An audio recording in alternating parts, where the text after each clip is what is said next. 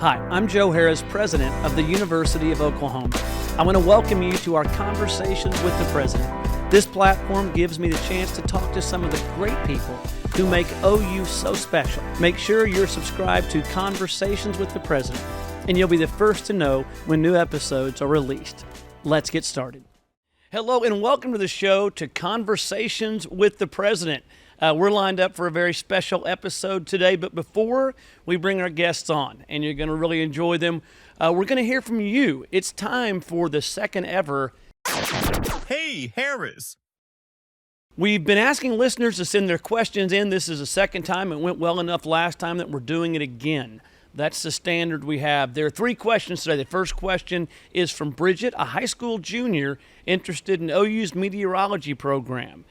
Bridget asks, what is the main thing admissions officers look for in applicants? First of all, Bridget, you're obviously very bright because you picked the number one ranked meteorology program in the country.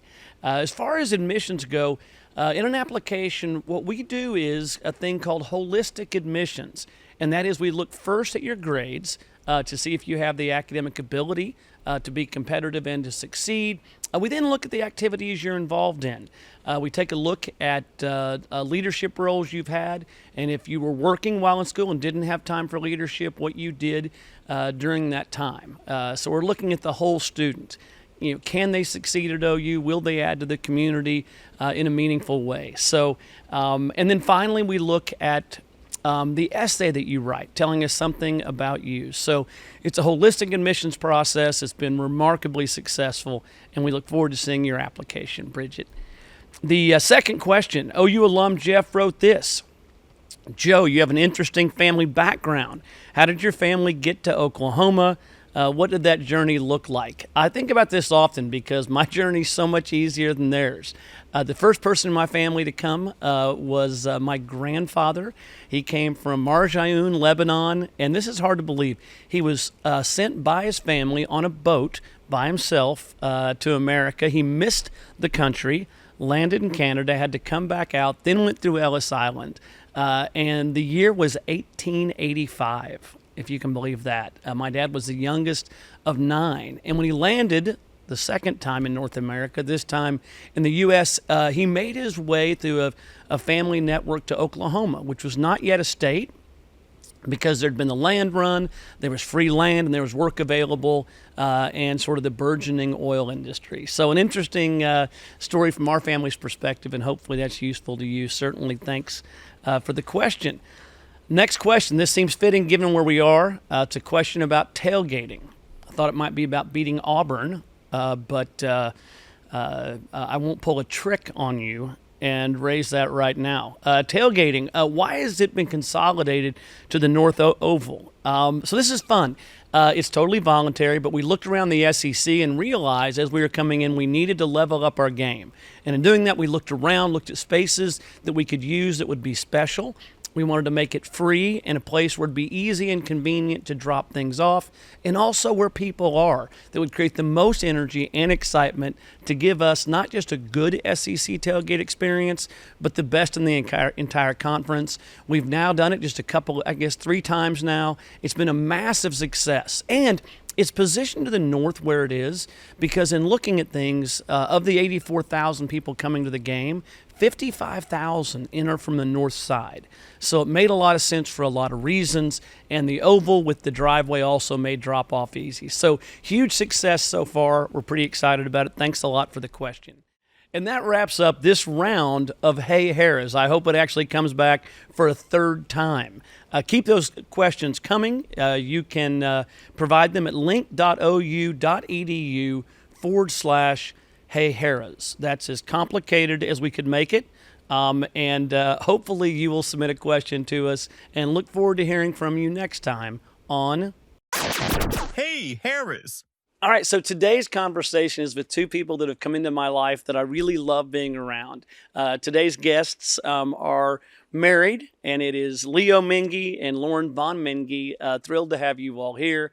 I met you all through Ashley, my wife, and she considers you all her friends and not mine. Mm-hmm. But look who's here. Yeah. It's me. I'm thrilled that you all are here. The story that you have is incredible about the business that you all have built.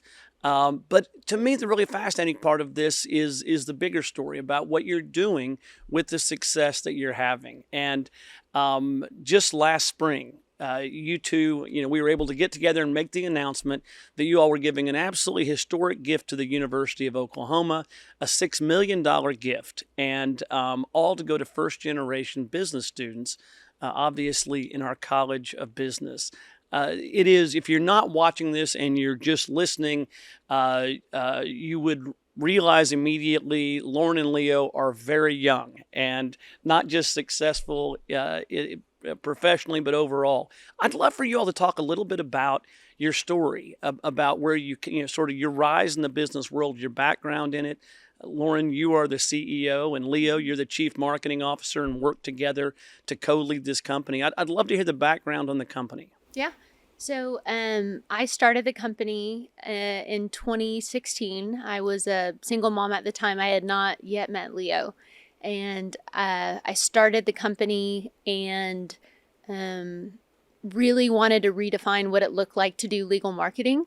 So I'm naturally just a problem solver. And so I really just started it, and the solving of the problem was I was unemployable. I didn't have a degree, and I had ran another company as a COO, but I was overqualified for a lot of companies and then underqualified because I didn't have a degree. So it was just this very odd kind of problem, and I needed to provide for my daughter.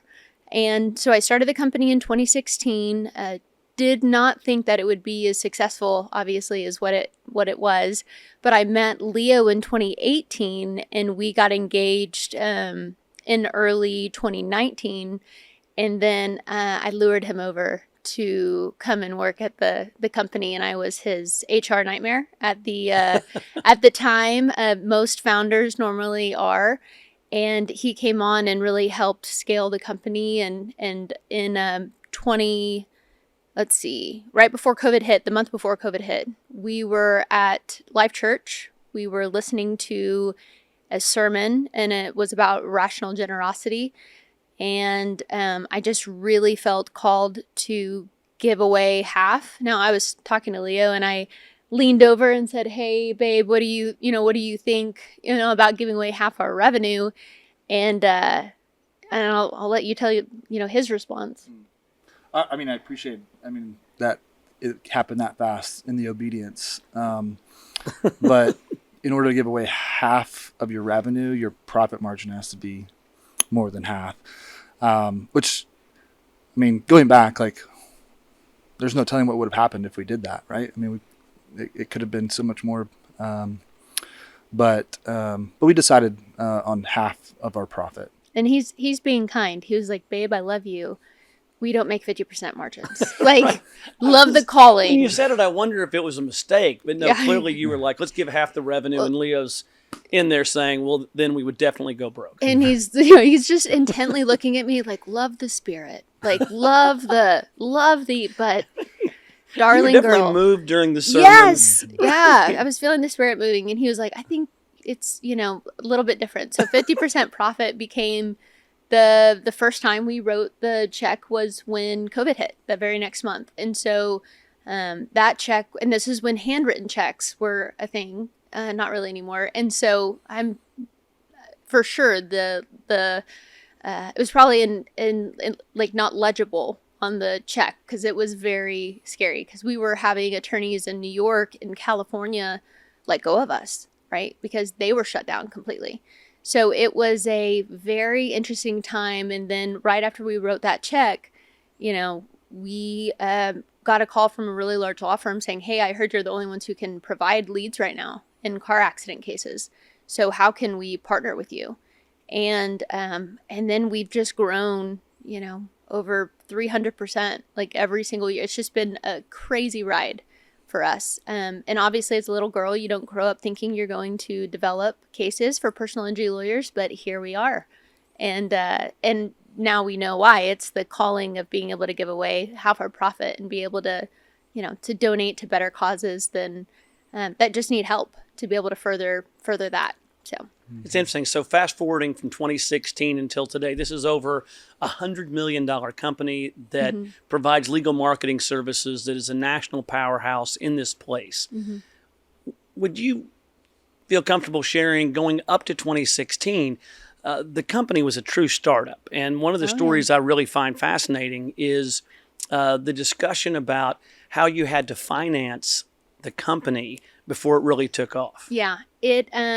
So, when I say I've put God's angels on high alert, like he probably had hundreds of them at certain times because I stressed him out, like for sure. And a lot of it was over financing and making decisions because I had no idea what I was doing. Like I had not gone to college. My parents were entrepreneurs, but I mean, they didn't have employees, right? It was just them. So you don't know what you don't know. So whenever I was first asked for my profit and loss, I brought my bank account statement. That is how I went to a bank to get a loan. I did not get the loan, surprise, but we have now matured a little bit. But I had to take out the payday loans. So when I call them the payday loans, they're the loan sharks, to where you would borrow $50,000 and pay back $100,000 in 30, 45 days. So at one time, how much were we paying? I remember like $9,800 a day. Yeah. $9,800 a day. A day. So it would draft out.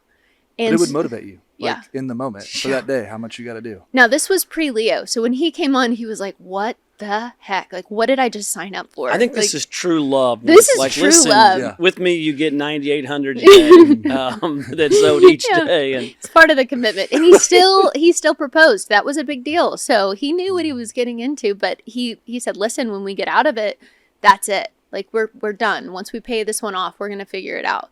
But when you feel calling, everyone talks about, you get to see the glory, right? Not the story, right? You see the highlight reel, and people have no idea the things that we went through, and we were really disrupting an industry. So there were lawsuits filed and sleepless nights, and combined, we had 4 kids. And so, dealing with that on top of trying to make school decisions. And I mean, it was a very trying time for us. But we believed in what we were doing, and we knew there was a bigger calling. And so when you are called to something and you answer yes, it doesn't mean it's going to be easy.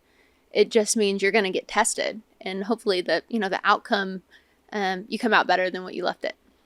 It's a remarkable story. And I love that when you made this commitment to give half of, thankfully, the profits and not top line revenue, you were indicating the company just began to explode. Mm-hmm. Yeah. I mean, that's, do you take that as a pretty strong sign that what you're doing was the right thing? Yeah. I mean, I do. I think obedience is key. And when you feel led to do something, you need to do it no matter what. No matter what the cost was. I mean, people thought we were nuts. Now, I mean, I'll never forget telling our parents, and Mom was like, oh, that's, sweet. And she's like, but she also knew we were having, 10,000 come out a day. And she's like, are you sure that's the calling? I'm like, I like when the voice raises. I know. With like the she's question, getting uncomfortable with the question. Sure? Yeah. Like, I love you so much. Because whenever, when I first started the company, we graded our days in green, yellow, red. So green was I got to go out to eat with Ruby. Yellow was like we had to eat at home. And red was mom's, like mom and dad's, like had to go and eat at my parents' house because we didn't have enough money. So it was like a daily scale. So she knew that too. So when we came over, she's like, is this a red day or do you just want to see us? Like what's happening? So she was, my mom and dad were very, very invested in what we did. So it's amazing. So you all talk about it being irrational generosity. I had lunch for the first time with you, Lauren. I reached for the tab, and you said, no, let me get that. And I said, no, I insist, since you're about to give $6 million. I felt like buying lunch made sense. That seemed like a green day for me to pick up a tab, but you put a condition on it. Mm-hmm. The condition was, if you're going to take the tab, you are going to tip a very generous amount. Yep. And you indicated that whenever you and Leo are out individually together, that you don't forget who's there, that they're serving you in the kind of day and what they're going through. I gave the tip. I felt great about it. And every time since that lunch we had that I'm out with Ashley or out anywhere, I think about the conversation with you about the need to do that, to be irrationally generous and the impact it has. You're converting me. Have you all converted anybody else? I think so. I mean, I think that's how you get influence, is by your actions, and how you make impact. Because if you just tell somebody to do something, it's not lasting. But when you live it, I think it bears a lot more fruit. And he helps with a young men's entrepreneurial group, and it's called Maverick Mindset. And there's people that will ask him for advice. And then through the podcast, we call it ripple effects. And so, but everyone will ask us, why do you do what you do? There's got to be, and I'm like, no, it's just when you feel led, you just do it. And so it's become such a natural thing for us that it sounds, it's kind of past sounding crazy now. Like now it's just DNA, and it's even in our kids. So it's great because they see what we do and they do it themselves. And we think what you do with a little, you'll do with a lot. Well, I can tell you, it's had a huge impact on me. I truly think about it after every meal where we're paying a bill. The idea of, are you going to give 10% or 15% or 20%? And I just hear your voice saying, really? Yeah. Like, change this person's day. Yeah. And you've issued together this Give 50 challenge. Can you talk a bit about the Give 50 challenge? Yeah. So what we've really tried to do is redefine what corporate responsibility looks like. So I've gotten the privilege now over the last couple of years as the company's grown to where I'm working more on the business and being the true visionary instead of in the business. And I started getting the opportunity to speak to more individuals. And what was really interesting is that entrepreneurs were craving, like, how have you done what you've done? Because there's a lot out there in the world of like, it's got to be dog eat dog. You've got to work 500 hours. You've got to do this. And I just told them, like, I don't think that's accurate. I think you have to do these things, but I think you have to tie people's why to your why. And our why is giving away 50%. And this is why we've been so successful. And then a lot of people were asking us they're like, hey, will you be a consultant, or will you help us? And I was like, I will, if you give away 50% of 1 day, 1 hour. And it just kind of came out.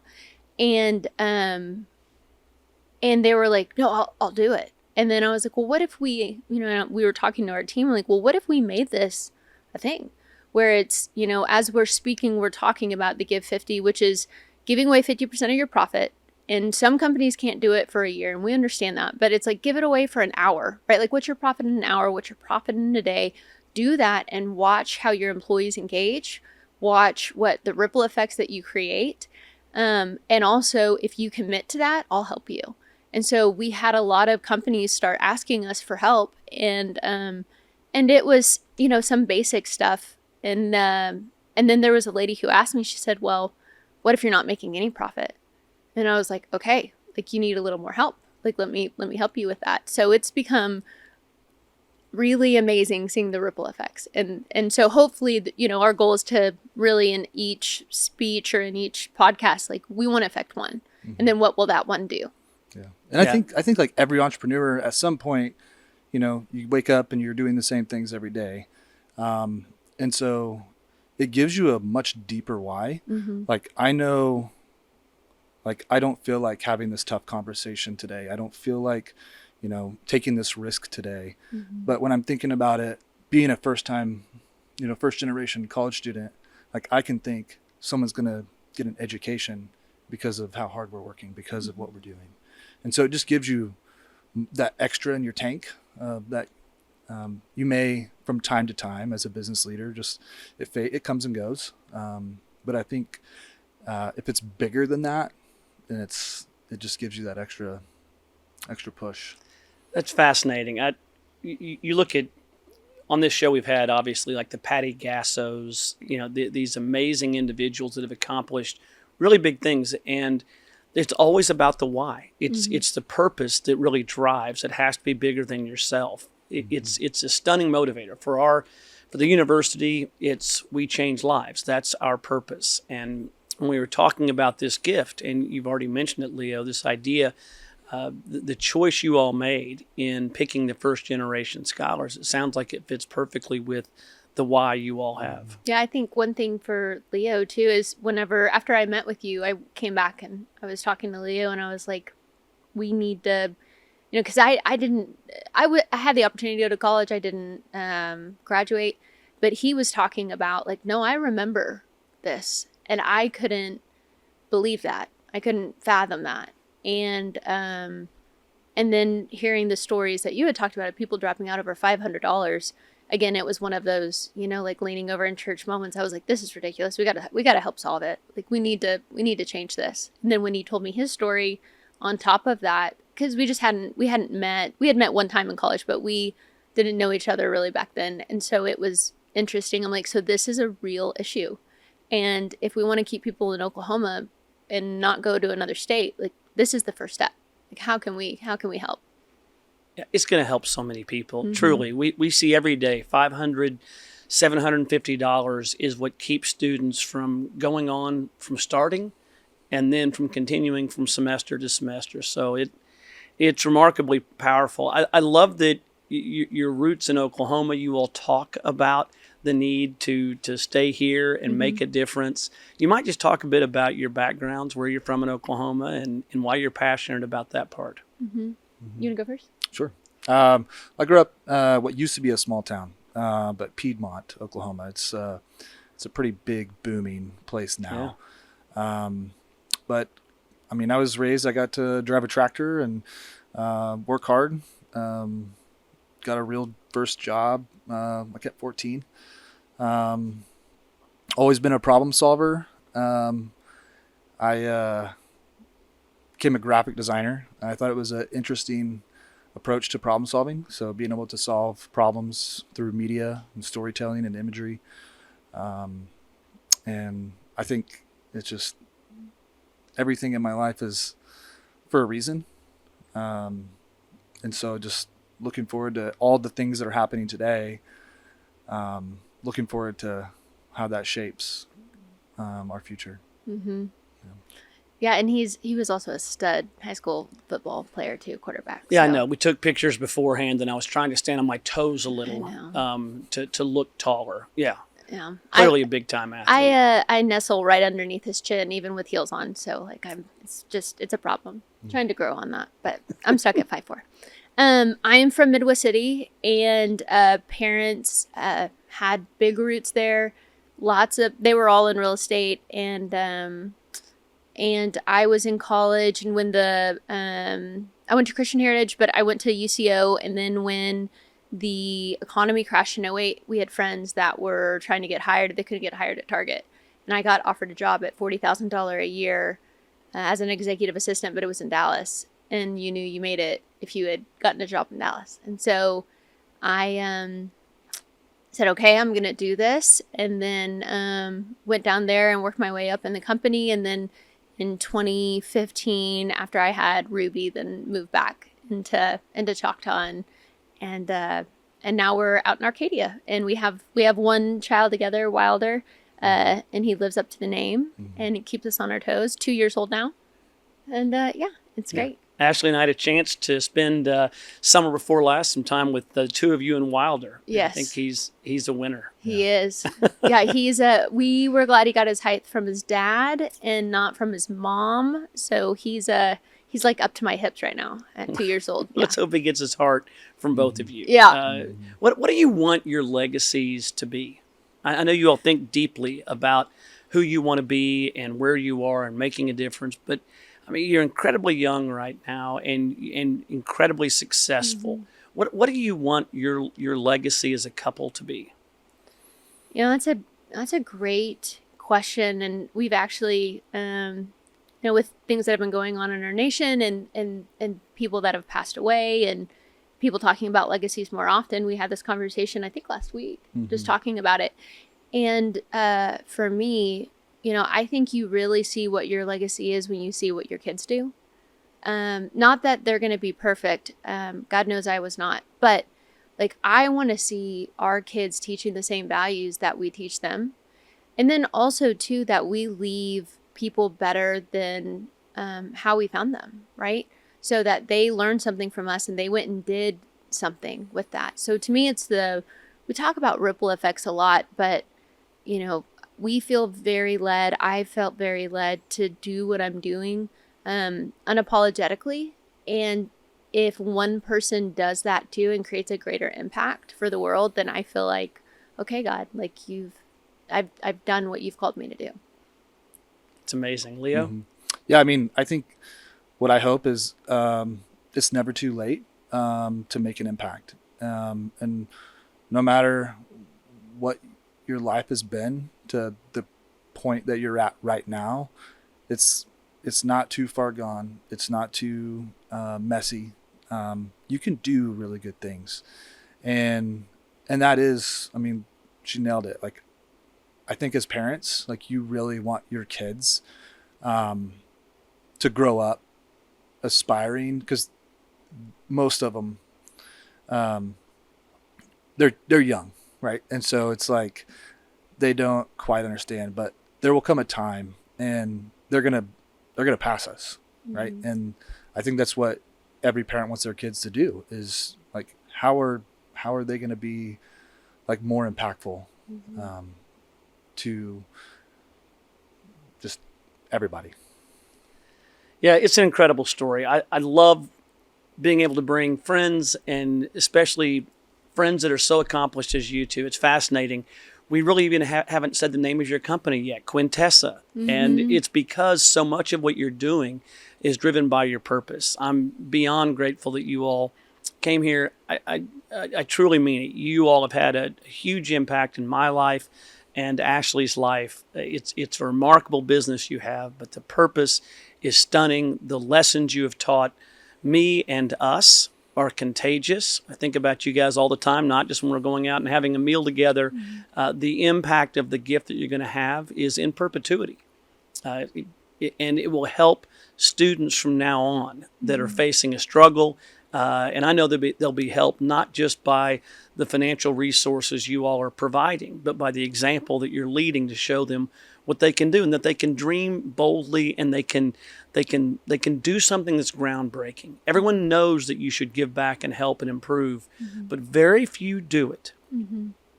And very few do it to their full capacity, and very few do it now and don't wait until later in life. So beyond grateful to have you in the OU family as a huge part of our community and our state. I know you've both received a lot of awards lately for what you're doing. You're deserving, and it's impactful. So thank you all for joining us. And to our viewers, look forward to speaking to you and also answering your questions on our next Conversations with the President.